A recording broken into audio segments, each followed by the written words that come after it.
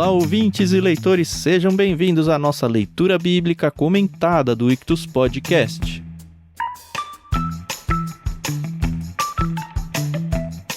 Eu sou o Thiago André Monteiro, @vulgutan, estou aqui com a Carol Simão e o Thiago Moreira. Hoje a Carol com um microfone novo, no próximo episódio, se Deus quiser, os 3 com um microfone novo, hein?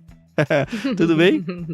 Oi, pessoal, tudo bem? Pois é, aqui a gente tá tentando ficar profissional, né?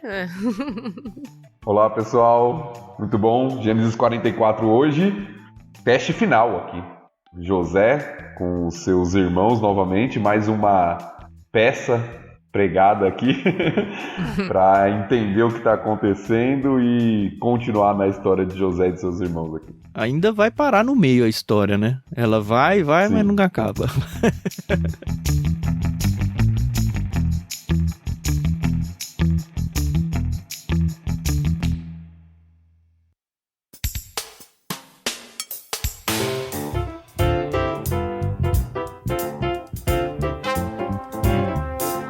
O texto da NVT, que a gente agradece a Mundo Cristão por emprestar pra gente aqui, ele faz a quebra desse capítulo 44 em 2 partes. Como a Carol, se eu não me engano, não fez leitura no último episódio, ela que vai ler essa primeira parte e eu vou ler a segunda. A gente vai fazer a pausa entre o 17 e o 18. Vamos lá, então? Vamos lá.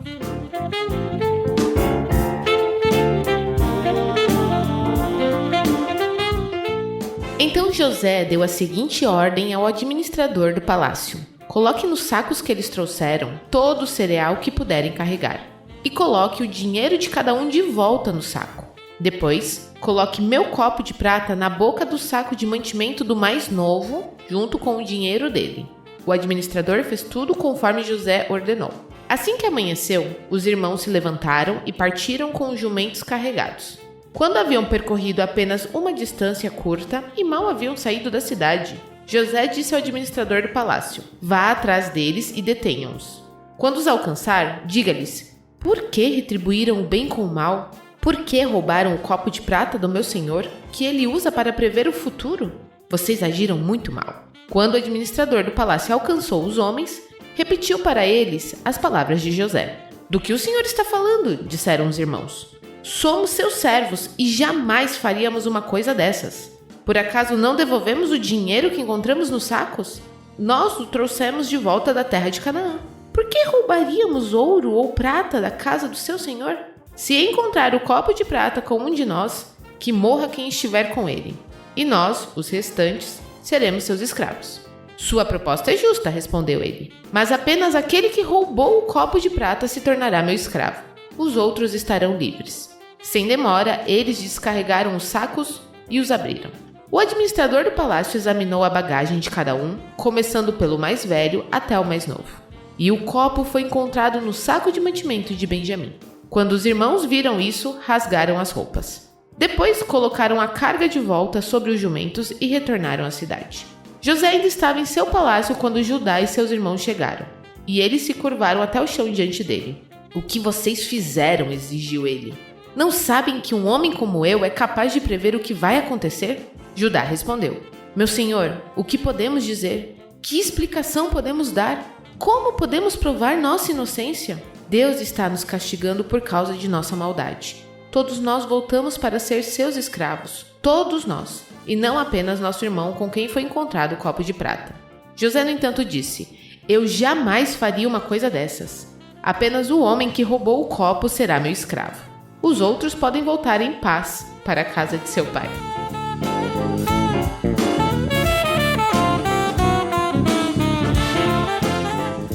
Em paz, né? Volta lá, fica de boa, esse aqui vai ser escravo. Vamos viver sua vida. Mas faz parte do teste do José isso, né? Voltem em paz, porque do jeito que eles abandonaram José, agora eles têm a oportunidade de abandonar o Benjamim, que é o caçula, que é o filho da Raquel. Acho que a gente deve falar um pouquinho sobre isso, né? Sim.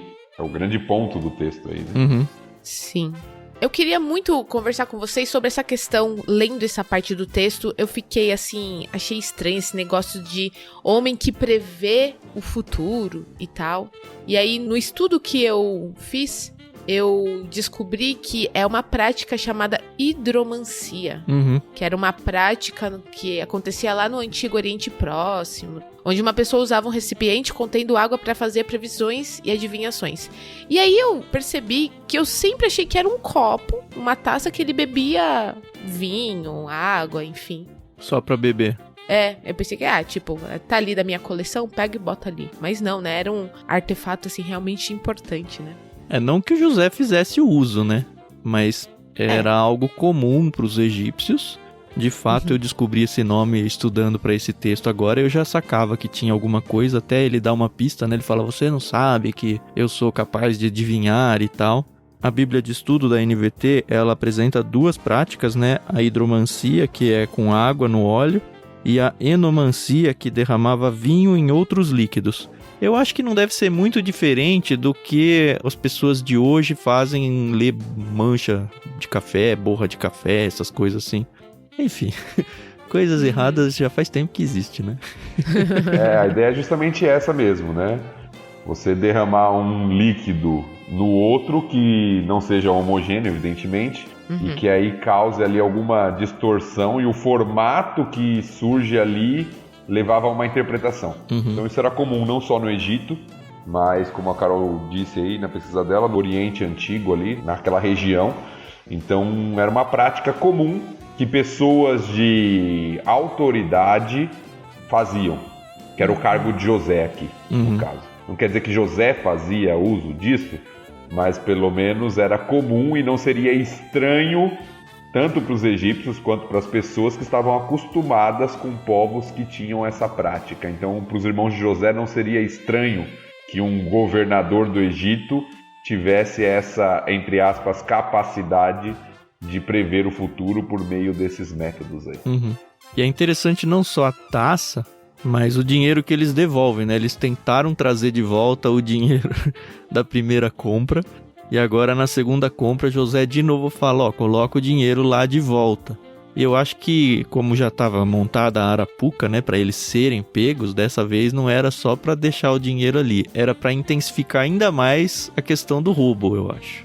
É interessante que o texto mostra que os sacos, né, com cereais que José manda o administrador lá colocar vai cheio, né, o quanto eles poderiam carregar, vai o dinheiro, e aí tem a questão do copo, né, de prata aí que nós falamos, que vai na sacola lá no saco de Benjamim.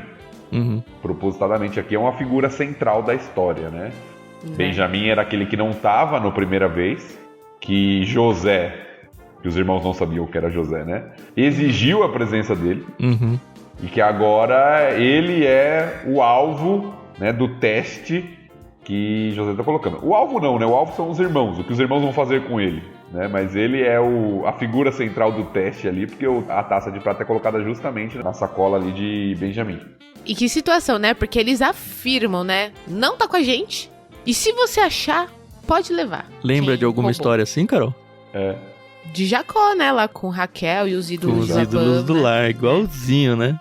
E família pra postar com a vida dos outros, né? O que acontece é que Raquel estava ciente do que ela tinha feito e ela usa uma mentira, né? Que faz Labão não revistar ali onde ela tá. Mas Benjamim não tá sabendo de nada, né, coitado? Ele é o mais inocente da história aqui. Né? Mas o que o Tan falou é interessante, porque isso é comum nos registros, não só das escrituras. O fato de você sustentar a palavra com a própria vida. É o brasileiro, eu juro pela alma da minha mãe, pela vida da minha mãe. É isso aí, né? Só que a gente faz mais ou menos, né? O deles era quase um pacto, sim, assim, sim. Né? Um compromisso assumido mesmo, não eu não conheço ninguém que matou a mãe, né? Não por causa disso. Pois é. E assim, eu sempre achei muito engraçado, eu entendo a seriedade que é, mas meus olhos ocidentais acham engraçado esse negócio de rasgar as roupas e ficar chorando, né? Porque...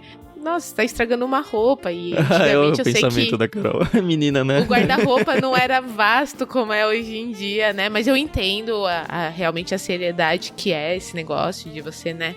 Tá ali se prostrando, né? Eu lendo a Bíblia há tantos e tantos anos, eu acho que talvez eu capte... Acho que talvez é muito pouco, né? Mas, enfim... Eu gosto muito dessa expressão, rasgar as vestes, assim. Hoje, na minha cabeça, ele traz um negócio muito intenso. Eu acho que pela repetição de leitura e pelas tantas e tantas vezes que aparece, não é um negócio leviano, assim, um negócio, tô triste e rasgo a roupa, sabe? É um negócio que, puxa vida, agora ferrou. Se tornou, posteriormente, aqui já era um símbolo, a gente já vê, mas para a nação de Israel, tornou um sinal de tragédia nacional, de quebrantamento profundo. Então, desespero, mais ou menos, né? Rasgar as vestes é comparado nas escrituras às vezes, e Deus muitas vezes repreende o seu povo falando que eles deveriam rasgar o coração e não somente as vestes, na ideia de fato de um quebrantamento, de um arrependimento que deveria ser gerado. E geralmente esse símbolo, vamos colocar aqui, de rasgar as vestes, e que envolve às vezes pano de saco, cinzas e uma série de coisas, envolvia realmente uma tragédia até nacional às vezes. Quando o povo perdia uma batalha, era levado como escravo, algo trágico assim acontecia, era algo que o povo fazia. Eu fico me perguntando se com o passar do tempo a coisa não se tornou, pelo menos para os líderes lá de Israel, um ato público com um viés político. Estou falando isso porque ontem mesmo eu estava lendo um trecho dos evangelhos quando Caifás interroga Jesus. E aí Caifás pergunta para ele se ele era o Messias. Ele estava tentando achar algum tipo de argumento para condenar ele à morte. E aí quando Jesus fala que ele é o Filho de Deus para Caifás, Caifás rasga as vestes. E aí ele tá num contexto público e tal, mas me soa estranho ali, porque a gente sabe que, enfim, o Caifás estava tentando armar uma arapuca para Jesus, e eu acho que foi muito mais um ato público para chocar as pessoas que estão em volta do que qualquer luto ou qualquer coisa muito grave que de fato ele sentiu, não sei. Eu acho que tem envolvido isso, né? Mas era a questão da blasfêmia, né? E ele como sumo sacerdote, que Jesus estava né? blasfemando, né? Sim. Mas o que aconteceu na história de Israel é que isso se tornou, como tudo que é ritual, vamos colocar assim de alguma forma, se tornou muitas vezes apenas algo exterior que as pessoas faziam em determinadas épocas. Não tinham festas, por exemplo, né? A festa da expiação, em que isso era comum. E se perdia o significado, a pessoa fazia mesmo não estando quebrantada. E aí muitas vezes vem a ordem de Deus e a reprimenda, né, do Senhor, falando, olha, não adianta vocês rasgarem suas vestes, não adianta vocês cantarem, trazerem ofertas se o coração de vocês não está aqui. E isso traz muito reflexo pra gente hoje, né, no nosso contexto de igreja local. Não sei qual é o contexto da sua igreja, você que está ouvindo aí. Não estou dizendo que é sempre, mas o risco de a gente se expressar corporalmente sem estar o coração acompanhando é muito grande, pelo simples fato de que a gente repete isso o tempo todo. Isso aí pode pensar num momento de louvor, você pode pensar na sua oração diária, que muitas vezes a gente faz a oração, termina a oração e nem lembra o que falou, simplesmente porque a coisa se tornou mecânica, né? Eu acho que isso é um perigo para todos. Todos nós, com certeza. Às vezes não é nem a questão da expressão corporal, às vezes é o que a gente está cantando, que a gente não está refletindo e colocando nosso coração no que a gente está cantando ali. Às vezes é quando a gente está ofertando. Só vai lá no automático. A gente está fazendo simplesmente, no automático. Lendo a Bíblia, como se fosse um livro qualquer. Até ouvindo a palavra. Então eu acho que isso é um cuidado para todos nós. Como é que você lida com isso, Thiago? Esse é um pop-up, tem nada a ver com o texto, né? Mas você é pastor, né? E com certeza, estando lá na frente, você pega situações onde a pessoa tá lá pescando, às vezes até dormindo, às vezes mexendo no celular, eu sei lá o quê. Dá sei lá como que você trata isso, não dá um ruim assim no seu coração? Ou você fala, mas preparei aqui e a pessoa não tá nem aí. Eu acho que a gente acaba aprendendo a lidar com isso com as duas situações, eu te diria. Duas situações no seguinte sentido, tanto daqueles que parecem desinteressados em algum momento, quanto daqueles que parecem super interessados, né? Porque você também consegue perceber, você tem algumas reações que é interessante quando você está pregando e certas pessoas têm aquele ar de expectativa, né? De compreensão e de interação, e certas pessoas têm aquele ar mais desinteressado. Eu acho que, é claro, quando a gente está pregando, ensinando, nosso objetivo, ou um dos nossos objetivos, é realmente que as pessoas entendam e sejam tocadas de alguma forma, transformadas pela palavra que está sendo pregada. Mas uma coisa que eu entendo e que eu sempre tento trabalhar no meu coração é que o que Deus exige, espera de mim é fidelidade, e aquilo é minha forma de adorar o Senhor. Eu devo fazer da melhor maneira possível, mas que os resultados, no final das contas, não dependem de mim. Legal. A compreensão ou até o interesse das pessoas, ele pode ser instigado, e a gente tem que tentar apresentar da melhor forma possível para que isso seja, de fato, algo que as pessoas compreendam e faça sentido para a vida delas. Mas o resultado final de transformação, eu não sou capaz de fazer, só o Espírito Santo pode fazer. Então eu acho que é um pouco de humildade, descanso na soberania de Deus e tentar dar o meu melhor, com excelência. Eu acho que isso nos protege tanto do poxa, todo mundo gosta do que eu prego, ou poxa, ninguém gosta do que eu prego.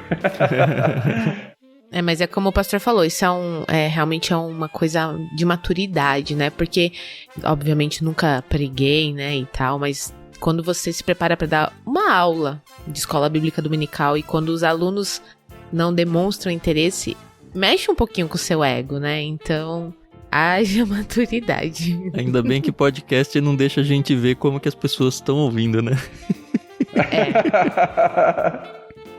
A gente só vai jogando as sementes. Aí o que vai acontecer embaixo da terra aí é com Deus, é isso. Isso aí.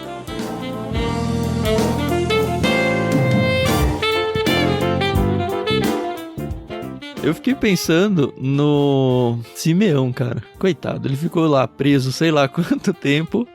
Finalmente, hein? Voltaram até que enfim, acabou a comida, né? Sei. Ah, tá bom. Aí ele tem um almoço, aí ele sai, ferrou, vou voltar, né? E é bem rápido, o texto narra que eles mal tinham saído da cidade, né? O José já tinha mandado o administrador lá para ir atrás dos irmãos. Não deu nem tempo dessa vez deles abrirem os sacos e verem que tinha o dinheiro lá, como foi da outra vez. Mal saíram da cidade, o administrador já foi atrás deles. E aí o que me chama a atenção no texto aqui é o que José manda o administrador falar para eles. Isso está lá no versículo 4, que foi lido aí pela Carol, mas o texto fala assim: quando haviam percorrido apenas uma distância curta e mal haviam saído da cidade, José disse ao administrador do palácio: vá atrás deles e detenha-os. Quando os alcançar, diga-lhes: por que retribuíram o bem com o mal? Isso é muito importante. Eu fiquei tentando achar porquê da importância, porque a frase é muito boa, mas não consegui sacar nada, mano. Então, por enquanto ainda não.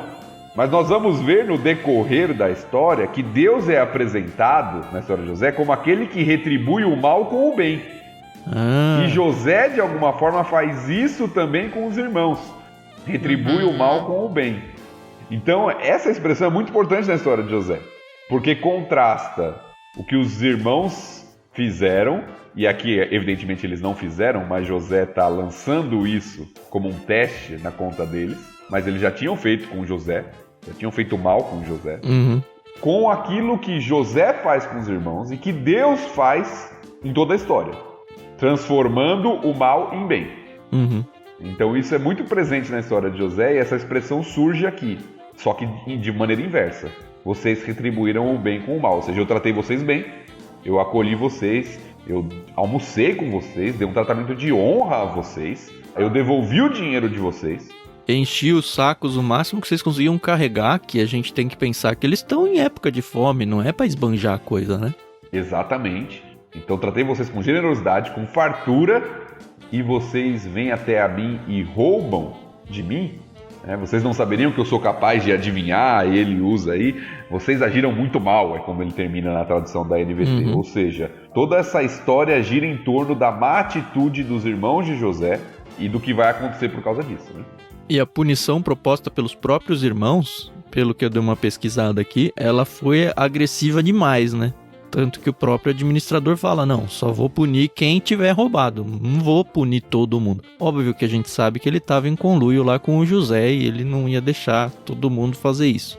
Mas a certeza deles é tão grande, essa impressão que me passa, né? É tão grande que não, você tá louco, não tem chance nenhuma disso ter acontecido. Tá aqui, ó, a vida de todos nós aqui, um pra morrer e outros pra se tornarem escravos, tá na sua mão, porque é certeza que não tem nada. E aí a dramaticidade do texto da ordem dos irmãos, é muito legal, né?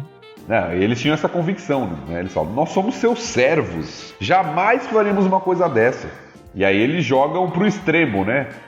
Que morra, se achar com alguém aqui, todos nós seremos escravos se isso acontecer. Ou seja, é uma fala que quer demonstrar o seguinte, não tá com a gente, isso é loucura. Né? Procura lá, outra pessoa roubou, alguém perdeu, porque com a gente não tá. Eles tinham essa convicção. E a ciência, né, de que tudo que eles estavam passando era castigo de Deus, né? Eles falam aqui, né, Deus está nos castigando por tudo que nós fizemos, né? Então, eles sabem, né? Eles sabem como eles são bonzinhos, né? Como eles buscam a Deus de todo o coração.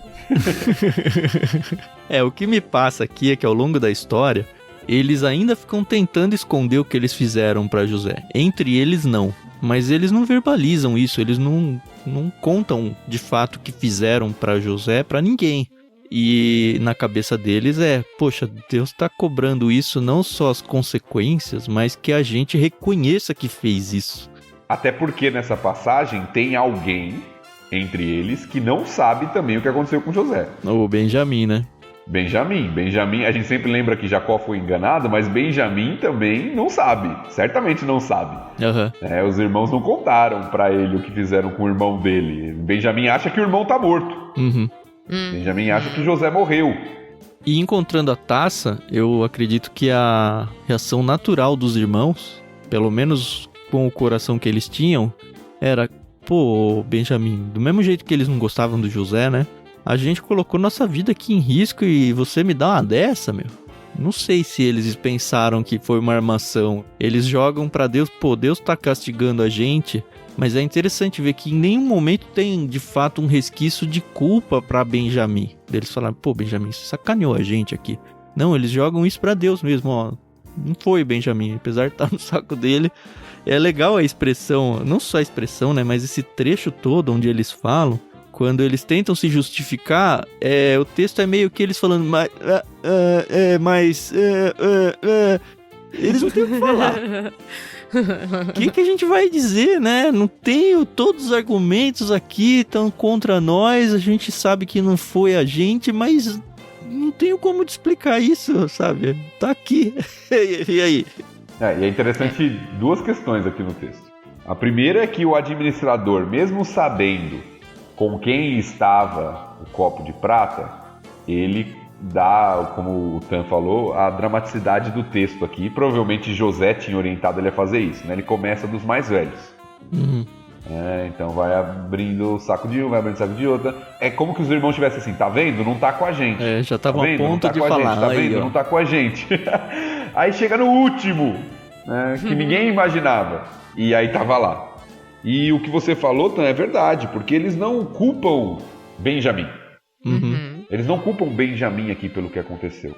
A culpa tá neles. Eles sentem culpa. Deus está nos punindo pelo que a gente fez. Talvez eles não sejam explícitos, porque como a gente disse, Benjamim não sabia o que aconteceu, mas eles sabem o porquê Deus está punindo em toda aquela circunstância. E aí Judá, personagem muito importante dessa história, toma a frente de tudo. A gente já falou um pouquinho sobre isso no capítulo anterior.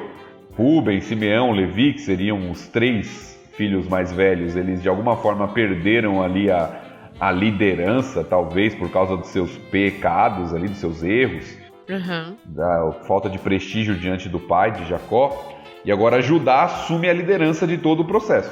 Mas é uma redenção pra ele aí, né? Na verdade é o texto que a gente ainda vai ler, né? Mas ele não foi um santinho até agora, né? Teve o caso da nora dele lá, enfim. Eu acho que é uma redenção e mais do que isso, a gente ainda vai falar. Talvez seja aquela questão de tipo e antitipo lá, é uma prévia do que viria com Cristo, mas vou guardar pra segunda parte. Sim. E é interessante, porque ele fala assim, o que o administrador tinha proposto é, olha, quem roubou, com quem eu achar o copo de prata vai ser meu escravo. Judá fala assim, não, todos nós seremos escravos, vamos voltar todo mundo. E aí Simeão deve ter ficado triste, como o Tan falou, né? Acabei de sair da prisão, agora eu vejo vocês, eu volto e nem que seja sozinho. Coitado. E aí José dá a deixa, para terminar essa parte aqui, a gente avançar, ele dá a deixa para os irmãos abandonarem Benjamim. É o teste. Fala, eu jamais faria uma coisa dessas. Apenas o homem que roubou o copo será meu escravo. Os outros podem voltar em paz para a casa de seu pai. Ou seja, José fala assim, tá aqui, vocês não vão ser culpados, foi ele que roubou, podem voltar para a casa do pai de vocês. Ou seja, vocês vão tratar Benjamim, vão abandonar a Benjamim da mesma forma que me abandonaram? Esse é o teste. Uhum. Eu acho que aqui teve 2 deixas para eles deixarem o Benjamim, porque quando eles estão lá com o administrador ainda, que não está junto com José, né? Eu acho que já, pelo menos pra mim, parece que já deu a deixa de que, olha, eu vou pegar o Benjamim, podem seguir viagem aí. E aí eles já voltam todos, e aí tem essa segunda conversa aí com o José, onde eles falam, não vai rolar, não. A gente não vai largar ele aqui. E a sugestão de José, né? José faz essa sugestão. Ele fica aqui, vai ser meu escravo, vocês podem voltar.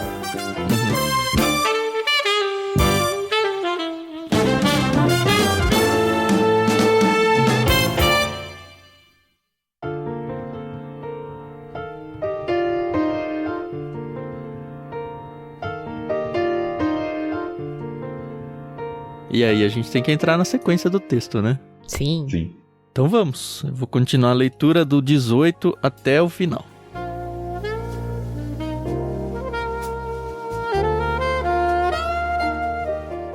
Então Judá deu um passo à frente e disse: Por favor, meu senhor, permita que seu servo lhe diga apenas uma palavra. Peço que não perca a paciência comigo, embora o senhor seja tão poderoso quanto o próprio faraó. Meu senhor perguntou a nós, seus servos: Vocês têm pai ou irmão? E nós respondemos: Sim, meu senhor. Nosso pai é idoso e tem um filho mais novo, nascido em sua velhice. O irmão desse filho, por parte de pai e mãe, morreu. Ele é o único filho de sua mãe e nosso pai o ama muito. O senhor nos disse: Tragam-no aqui para que eu possa vê-lo com os próprios olhos. E nós respondemos: Meu senhor, o rapaz não pode deixar o pai, pois se o fizesse, o pai morreria. Mas o senhor nos disse: Vocês não me verão novamente se não trouxerem seu irmão. Assim, voltamos para seu servo, nosso pai, e contamos a ele o que o senhor tinha dito. Passado algum tempo, quando ele disse: Voltem e comprem mais mantimentos, nós respondemos: Só poderemos voltar se nosso irmão mais novo nos acompanhar. Não temos como ver o homem outra vez, a menos que nosso irmão mais novo esteja conosco. Então, meu pai nos disse: Como vocês sabem, minha mulher teve 2 filhos e um deles foi embora e nunca mais voltou. Sem dúvida foi despedaçado por algum animal selvagem e eu nunca mais o vi. Se agora vocês levarem de mim o irmão dele e lhe acontecer algum mal, vocês me mandarão velho e infeliz para a sepultura. E agora, meu senhor, não posso voltar para a casa de meu pai sem o rapaz. A vida de nosso pai está ligada à vida do rapaz. Quando ele vir que o rapaz não está conosco, morrerá. Nós, seus servos, seremos de fato responsáveis por mandar para a sepultura seu servo, nosso pai, em profunda tristeza. Meu senhor garantia a meu pai que levaria o rapaz de volta. Disse-lhe: Se não o trouxer de volta, carregarei a culpa para sempre. Por isso peço ao senhor que me permita ficar aqui como escravo no lugar do rapaz e que o deixe voltar com os irmãos dele. Pois como poderei voltar a meu pai sem o rapaz? Não suportaria ver a angústia que isso lhe causaria.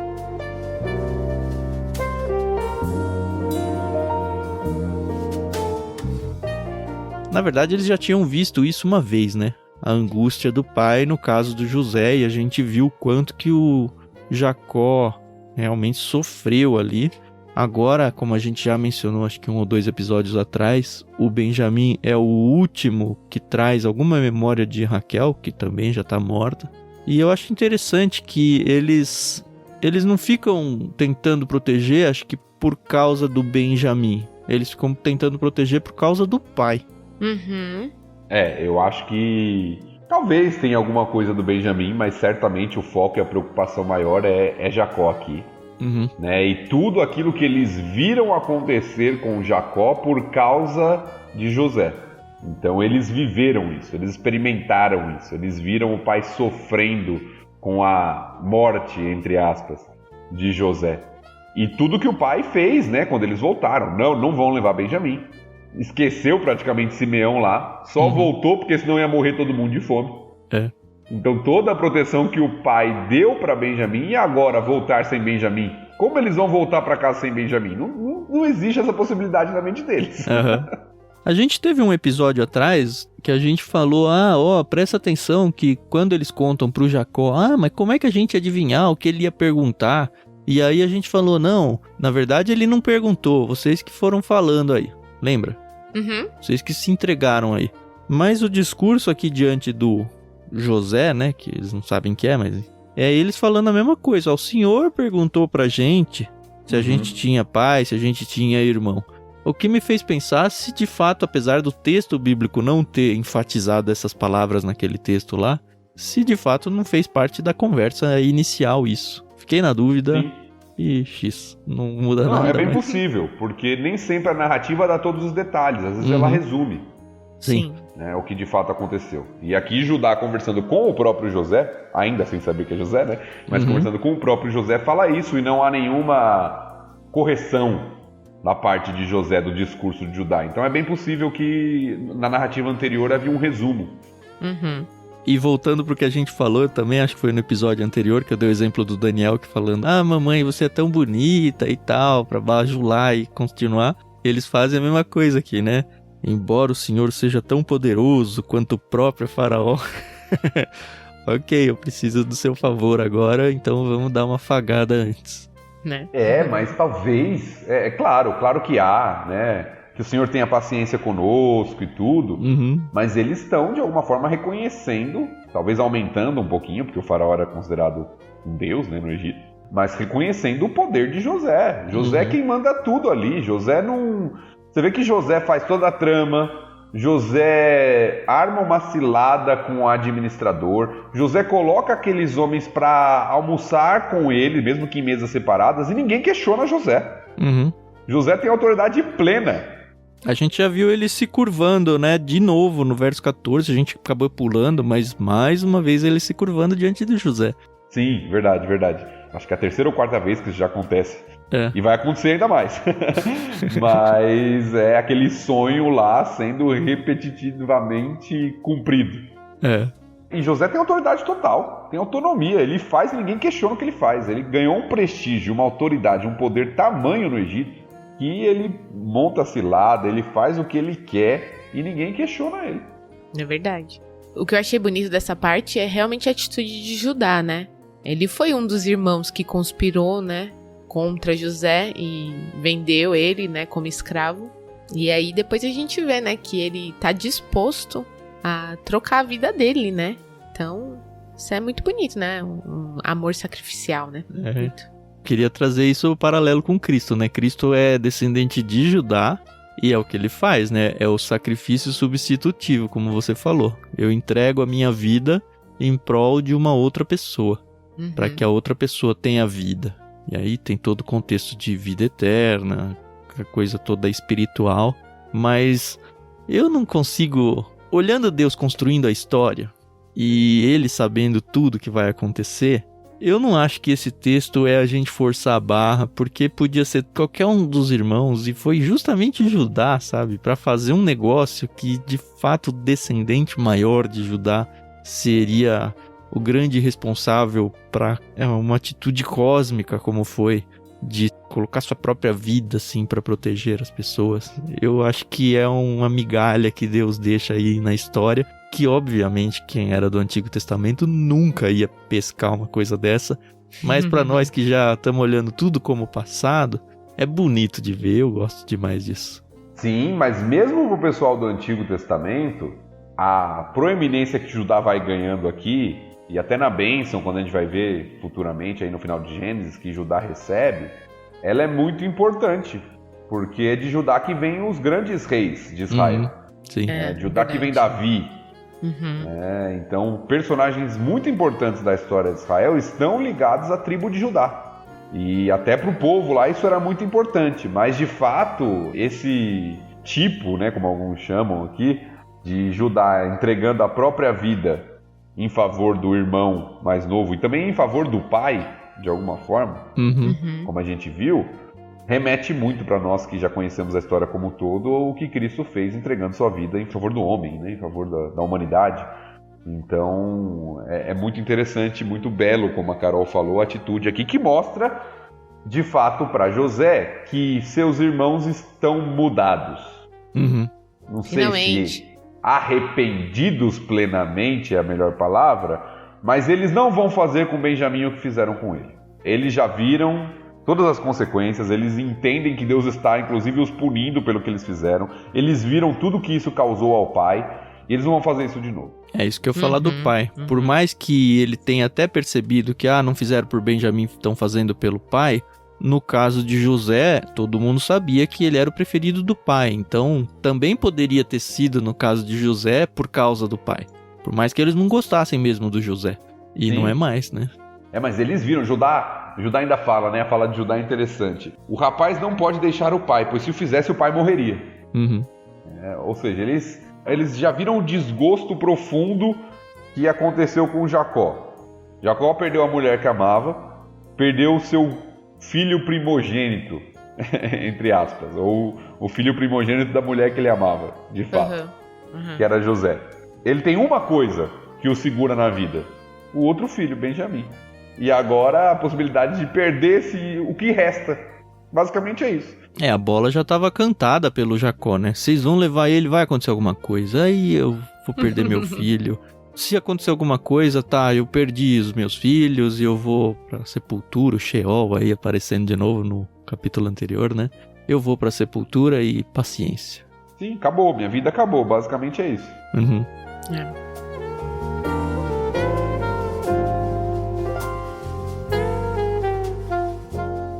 E esse capítulo termina sem fim, né? De novo. Nossa, imagina a tensão da situação, né? Já pensou quem tá acompanhando aqui o LBC e não conhece a história, Carol? Vai segurar pra ler o próximo capítulo até semana que vem? Né? Agora, uma coisa, só pra gente fechar, uma coisa que eu acho interessante do texto, tentar imaginar, é José ouvindo o relato dos irmãos que ele tinha morrido. Engraçado, né? É irônico. Chega a ser engraçado, porque os irmãos falam com ele, o irmão deste filho por parte de pai e mãe morreu. E José tá lá, impassível, né? Tendo que ficar quieto pra não se revelar ainda, ele ainda não quer se revelar aos irmãos, não é o momento ainda, isso vai acontecer no próximo episódio aí, dando um pequeno spoiler.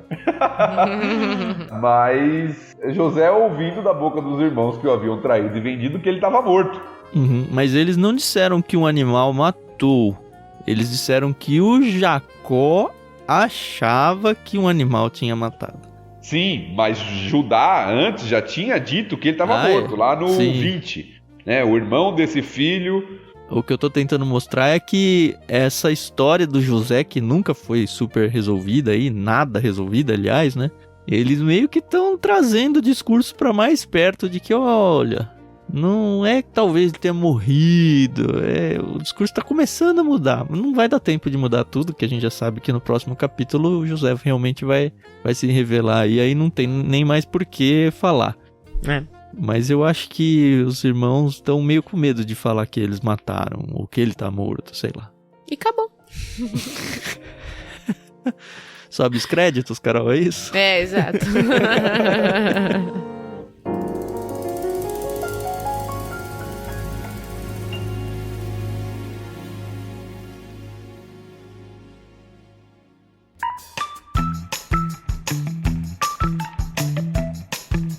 Então tá bom, vamos subir os créditos. Você ouvinte que não conhece o Clube Ictus, nós somos um clube de leitura.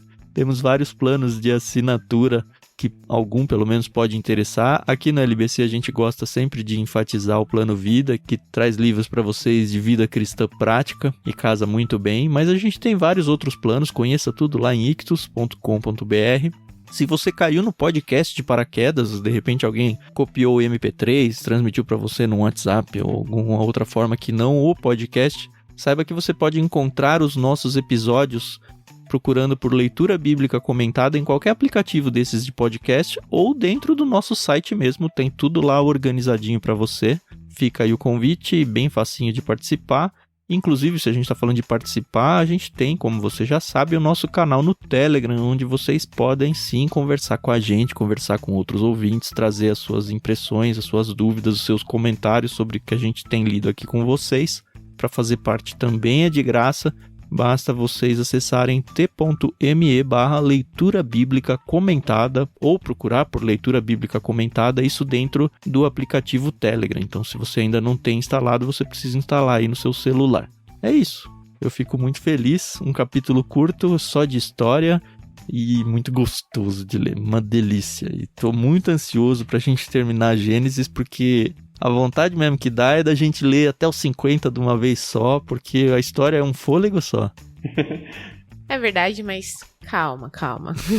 Segura a audiência, né? Exatamente.